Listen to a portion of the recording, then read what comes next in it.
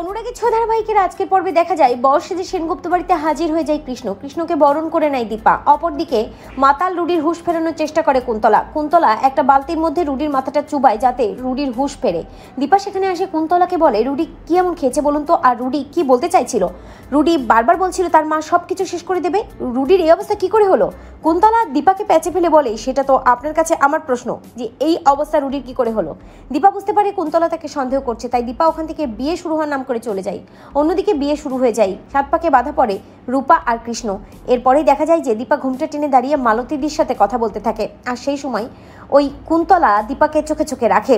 তবে দীপা একটা সময় কুন্তলাকে বোকা বানিয়ে অন্য একজনকে শাড়ি পরিয়ে রেখে মালতীদির সামনে দাঁড় করিয়ে বাড়ি থেকে বেরিয়ে যায়, আর ওটাকেই দীপা ভেবে দূরে দাঁড়িয়েই চোখে চোখে রাখতে থাকে কুন্তলা। অপরদিকে দেখা যায় দীপা ওই রুডিদের বাড়িতে হানা দেয় এবং বন্ধ ঘরে ঢুকে দীপা একটা কঙ্কাল দেখে খুব ভয় পেয়ে যায়।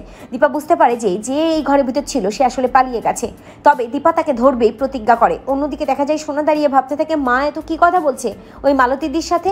আচ্ছা আমি মাকে কি সব কথা বলে দেবো? ও বাড়িতে যে কুমার আছে, সব কিছুর পেছনে কুমার রয়েছে, রুডি যে ফাঁদ পেতে আমাকে বিয়ে করেছে সবটাই বলে দেবো। অপরদিকে দেখা যায় যে রূপাকে সিঁদুর পরিয়ে দেয় কৃষ্ণ, বিয়ে হয়ে যায় দুজনের, কিন্তু দীপা কুমারকে ধরতে পারে না। তো বন্ধুরা, তোমরা এটাই চাও তো যে কুমার যেন ধরা পড়ে, কালপিট কুমারকে যেন দীপা শাস্তি দেয়? কমেন্ট করে জানাতে ভুলো না।